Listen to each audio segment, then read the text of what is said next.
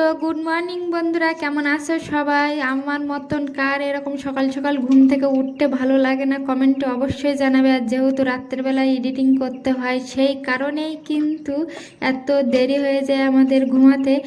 আর সকালে তোমাদের সঙ্গে ভিডিও শেয়ার করার জন্যই কিন্তু এত কষ্ট করে আমি ঘুমেতে উঠে গিয়েছি। তো কটা বাজে বলো তো? এখন 5টা বাজে বন্ধুরা।